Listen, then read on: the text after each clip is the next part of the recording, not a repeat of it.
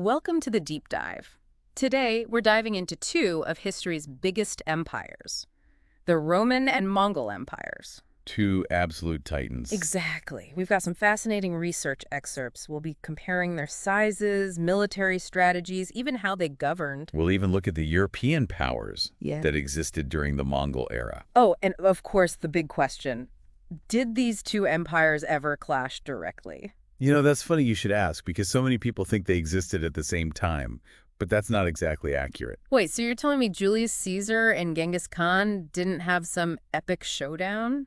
Not quite. See, the Western Roman Empire fell in 476 CE. Okay, so way before the Mongols came onto the scene. Exactly. The Mongols rose to power in the 13th century. So not exactly contemporaries, Yeah. but I'm guessing that doesn't mean there were no interactions at all, right? Got it. That's where the Eastern Roman Empire comes in. You mean the Byzantine Empire? That's the one. The Byzantines actually did overlap with the Mongol Empire. Interesting. So there were some encounters then. Absolutely. There were diplomatic exchanges and even some trade going on.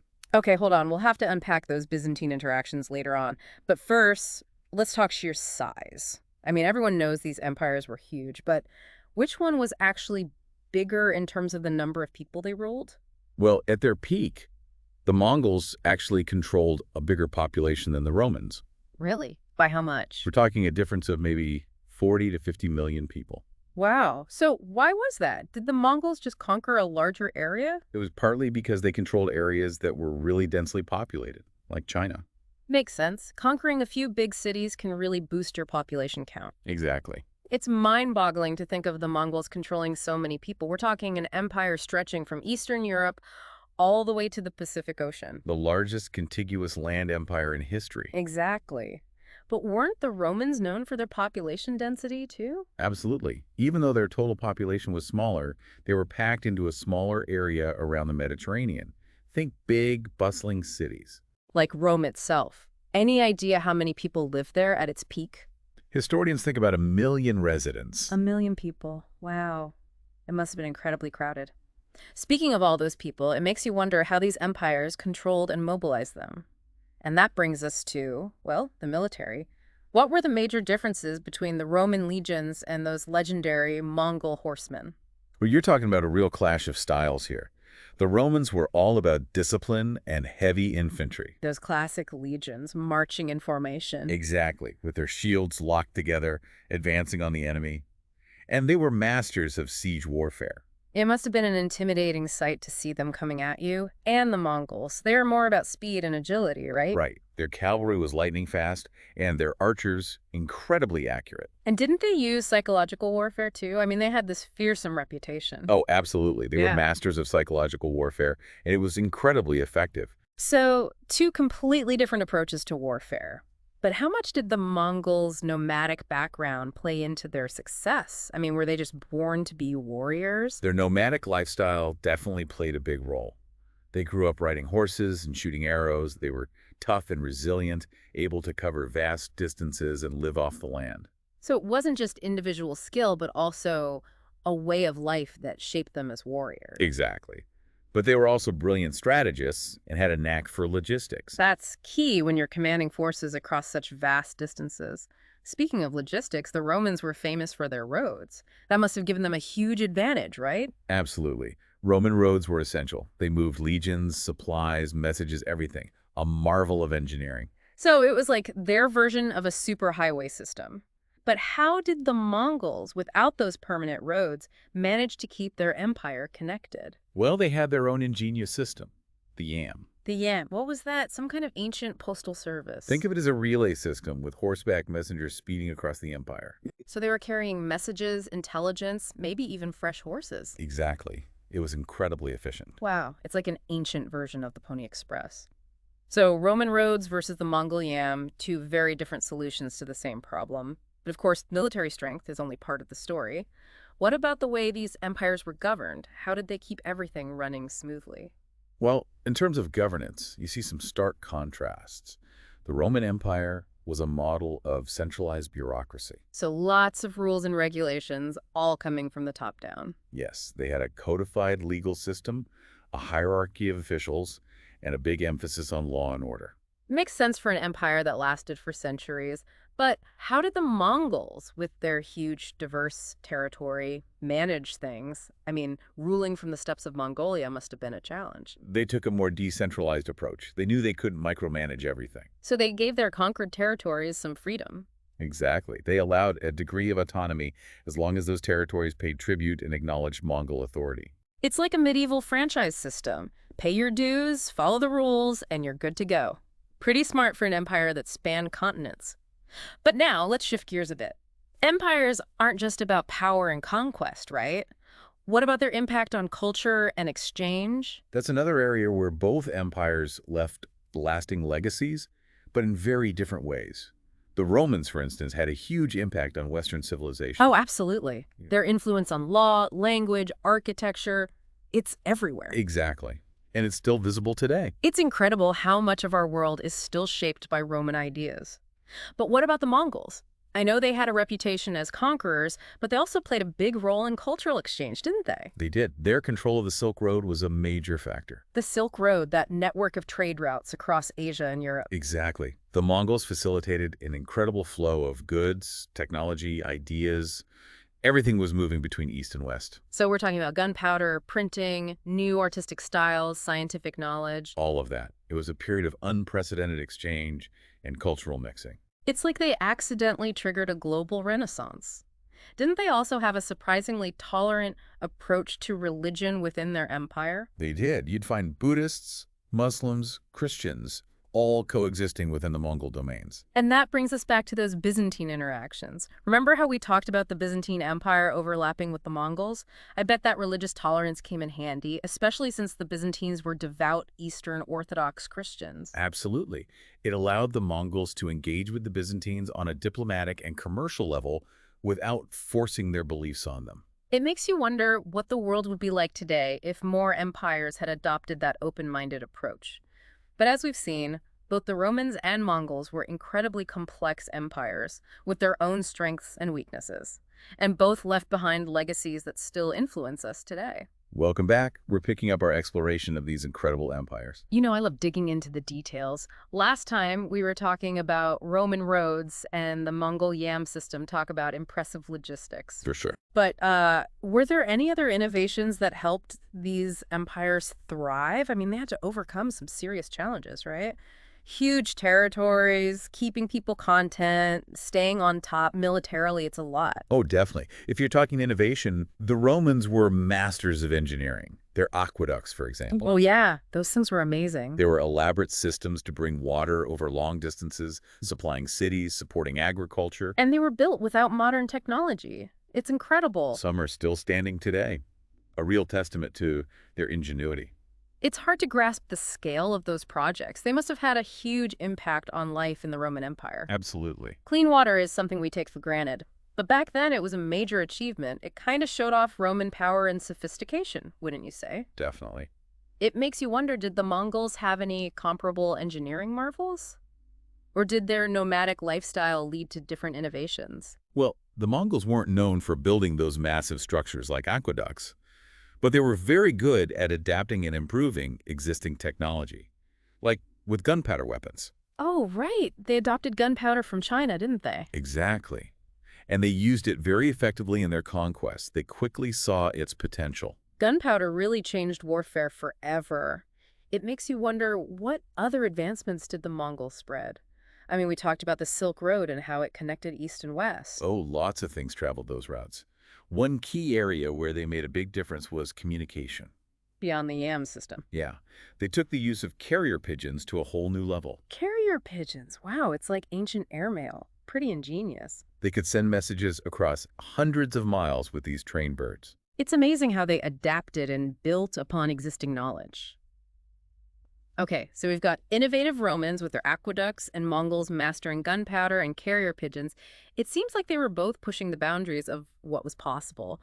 But all of this innovation must have been expensive. How did they fund these big projects and military campaigns? It's all about resources, right?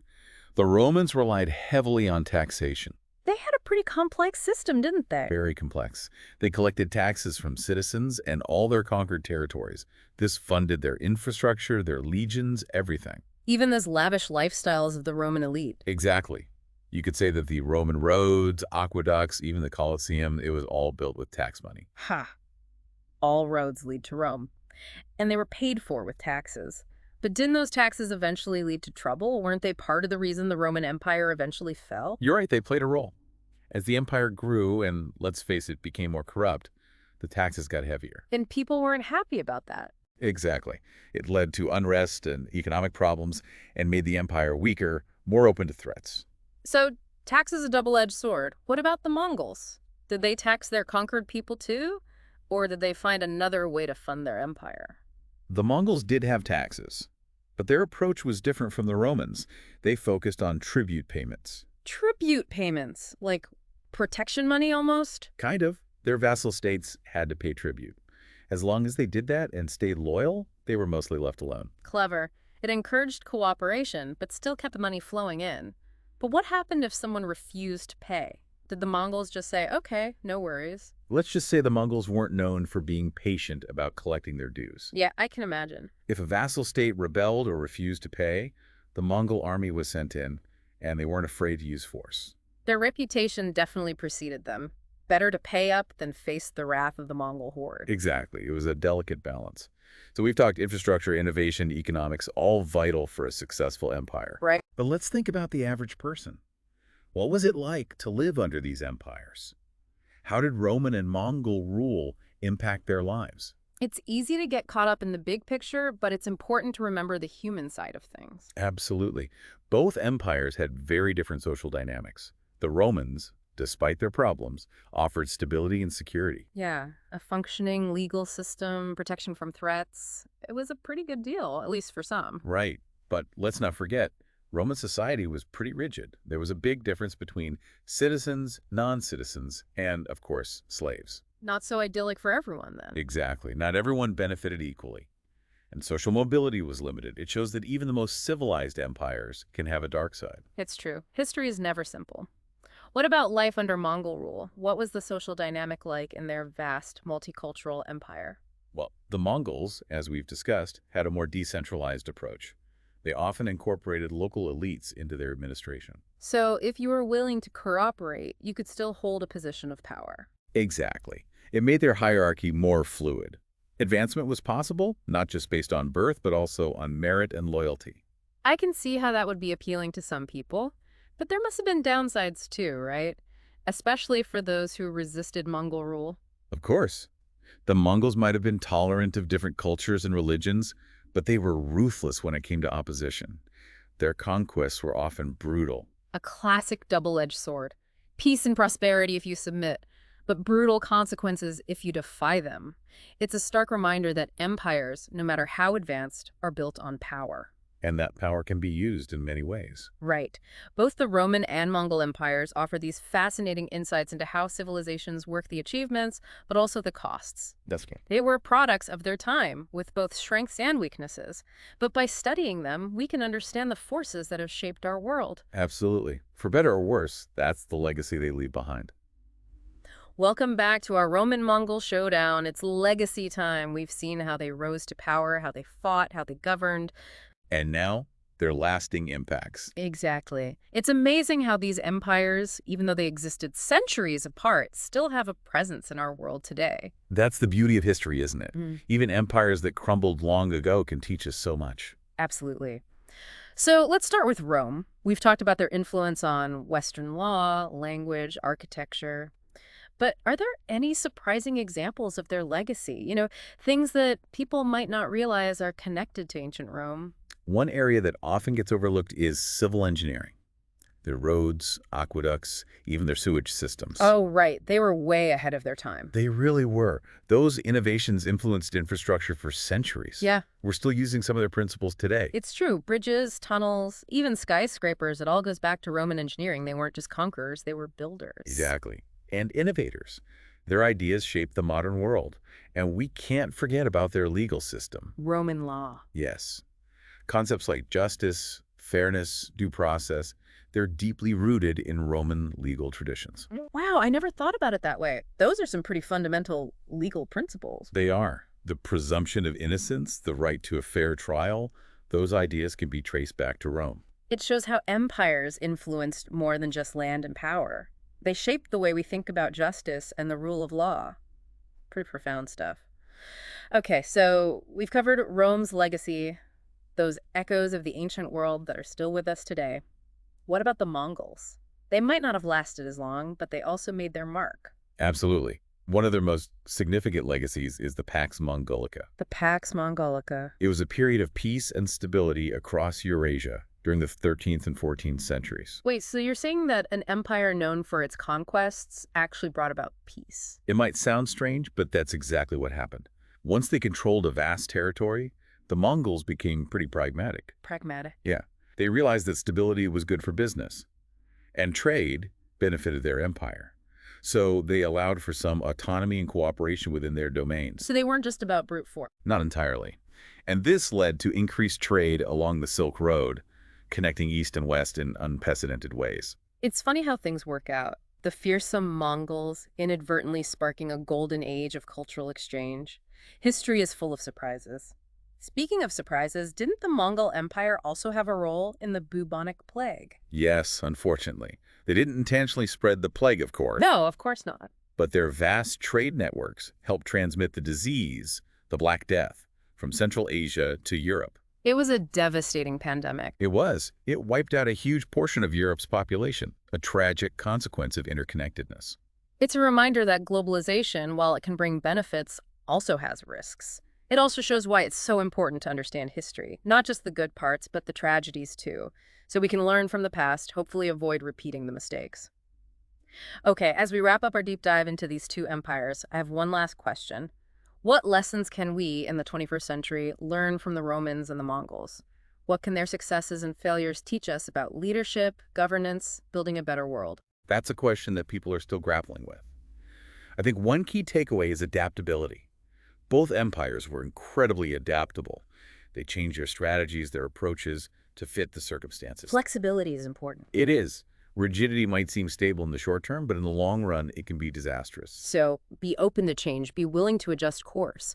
What else? Any other wisdom we can take from these empires? Another big one, especially today, is understanding global forces. Both empires were influenced by things far beyond their borders. Trade routes, pandemics, cultural exchange, technology. We live in a globalized world more than ever. Exactly. We need to remember that our actions have consequences that reach far and wide. Think globally, act locally. That's a great point. We're all part of a bigger system. So as we conclude our deep dive, I encourage everyone to keep exploring history, keep asking questions. The more we understand the past, the better equipped we are to navigate the present and the future. Well said. It's been a fascinating journey. And remember, the study of history never really ends. There's always more to learn, more connections to make. Thanks for joining us on the deep dive. And until next time, keep those minds curious and keep exploring the past.